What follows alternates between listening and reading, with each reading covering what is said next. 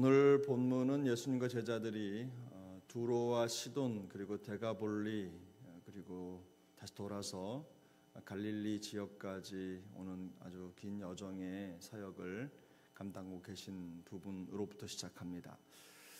이게 한 줄에 기록되어서 그렇지 시돈과 두로 그리고 데가볼리 갈릴리까지의 여정은 결국 가까운 거리가 아닙니다.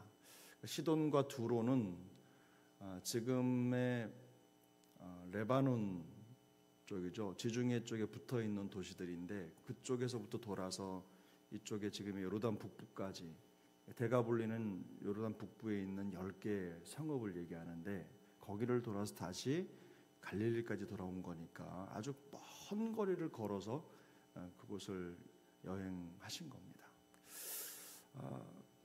대개는 이방인 지역으로 알려져 있습니다. 근데 이방인들만 살고 있었던 것은 아니고 유대인들도 섞여서 살고 있었지만 이방인들이 강세 지역이었던 거죠. 예수님께서 사역하시는 사역의 영역이 단순히 유대인들뿐만 아니라 또 이방인들에게도 널리 퍼져 나가고 있다는 것을 단적으로 보여주는 본문입니다.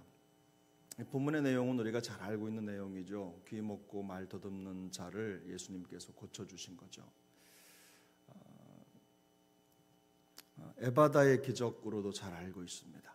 에바다라는 뜻이 뭡니까? 오늘 성경이 말씀하고 있는 것처럼 열리라라는 뜻이죠. 열리라.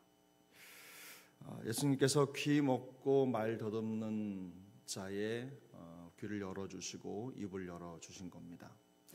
예수님의 사역에 있어서 제일 중요한 사역이 뭐였냐면 말씀하시고 듣도록 하는 사역이었습니다. 그래서 예수님이 사역하시는 동안에는 항상 이 듣는 것에 대한 강조점이 있었기 때문에 성경에서 예수님께서 귀를 고쳐주시고 듣는 걸 고쳐주시고 또 말하는 것을 고쳐주셨다는 것은 아주 깊은 의미가 있는 거죠. 듣지 못하고 말 못하는 자를 듣게 되고 말할 수 있게 고쳐주셨다라는 것은 예수님께서 앞으로 행하실 일들이 바로 이 사건과 매우 밀접하게 연결되어 있다는 것을 우리가 충분히 짐작할 수가 있습니다. 실제로 고침받은 이 성도는, 사람은 예수님께서 엄히 경고하셨죠. 아무에게도 알리지 말라라고 말씀을 하셨음에도 불구하고 그것을 본 사람들과 본인 많은 사람들이 더 많은 사람들에게 알려서 점점 더 예수님에 대한 소문이 퍼져나가고 있다는 것도 성경이 보여주는 대목입니다. 근데 오늘 우리 귀 먹고 말 더듬는 자를 고쳐주신 이 사건이 우리에게 주는 몇 가지 교훈이 있습니다. 첫 번째는 이 귀 먹고 말 더듬는 자의 사건의 가장 핵심적인 것은요, 이 사람이 예수님을 만났다는 겁니다. 예수님을 만났다는 것. 신앙생활에 있어서 예수님을 만나는 것만큼 중요한 게 없습니다. 예수님을 단지 교리적으로나 혹은 정보로 알고 있는 것과 인격적으로 만나는 것은 다릅니다. 우리 신앙생활의 가장 큰 목표라고 하면 바로 그게 예수님을 더 깊이 만나는 거죠. 시간이 지나면 지날수록 더 깊어지고 또 더 친밀해지는 겁니다. 신앙생활에 이 예수님과의 관계의 깊이가 빠지면요, 건조할 수밖에 없습니다. 마음이 식을 수밖에 없고 열정이 사라질 수밖에 없는 겁니다. 그래서 예수님을 만나는 사건은 그야말로 우리 인생의 모든 영역에 치유가 시작되는 바로 시작점이라는 것을 기억하셔야 합니다. 그래서 항상 주님을 만나는 일에 마음을 쏟으셔야 합니다. 그래서 주님과의 교제에 방해되는 것들은 그것이 무엇이라 하더라도 우리가 가능한 한 좀 멀리하고 조심해야 되는 거죠. 두 번째로 우리가 이 본문을 통해서 볼 수 있는 것은 우리 모두에게 이 에바다의 사건이 필요하다는 겁니다. 에바다라는 뜻이 어떤 일입니까? 열리라죠. 우리의 귀가 열리고 또 입이 열린다, 눈이 열린다. 무엇보다도 중요한 겁니다. 성도가 하나님의 말씀에 있어서 귀가 닫혀 있다는 것은요, 대단히 심각한 문제입니다.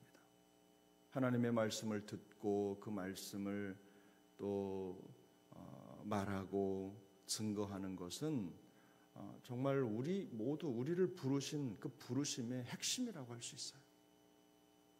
예수님은 우리가 과거에는 어떠했든 예수님을 만난 이후로 진정한 에바다의 역사를 경험하고 하나님의 음성에 귀 기울이면서 살아가는 그런 성도의 삶을 살기를 원하십니다. 날마다 어떤 방법으로든 주님은 말씀하실 수 있다는 것을 우리가 기억해야 되는 거예요. 그래서 주님이 우리의 마음도 열어주시고 눈도 열어주시고 우리의 귀도 열어주시고 우리 삶의 모든 여정에 필요한 것들을 열고 뚫어주셔서 주님과의 더 깊은 인격적인 교제가 이루어지고 또 하나님의 음성이 들리고 또 그로 인해서 우리의 삶의 모든 방향이 변화가 생기고 새로워지는 그런 은혜를 누려야 될 줄로 믿습니다. 세 번째 우리가 좀 마음의 염두에 두어야 될 것은 우리가 받은 은혜는 결국 감출 수 없다라는 거죠. 이 고침을 받은 사람이든 그 현장을 목격한 사람이든 다 예수님께서 행하신 사역에 대한 은혜를 누렸습니다. 근데 그 은혜가 우리 안에 들어오면 그걸 어떻게 감출 수가 없는 거예요. 신앙생활이란 무엇입니까? 하나님이 우리에게 주신 은혜가 우리 안에 넘쳐 흘러가는 거죠. 성도는 은혜로 살아갑니다. 은혜가 신앙생활의 가장 중요한 혈액 같은 겁니다. 시작이고 과정이고 목표죠. 그래서 은혜 없는 신앙생활은 항상 메마를 수밖에 없는 겁니다.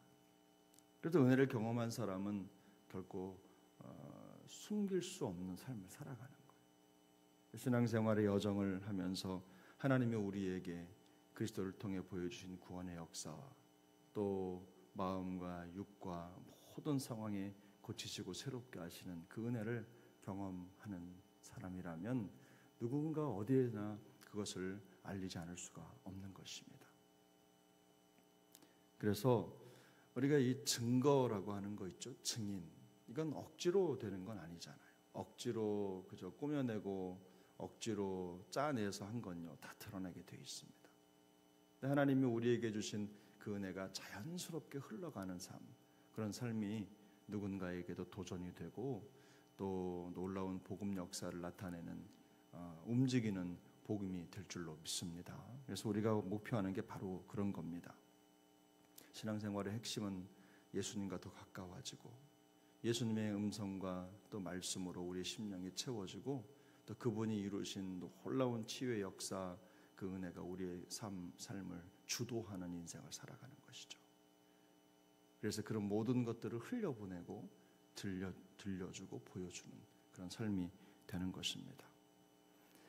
그런 은혜를 받은 사람이 어떻게 침묵하고 살 수 있겠습니까? 어떤 방식으로든 살아계신 하나님을 드러내 보이지 않겠습니까? 그래서 우리의 주어진 하루하루의 여정과 삶의 모든 행보가 이렇게 하나님의 은혜를 드러내고 보여주는 그런 인생이 되어야 될 것입니다.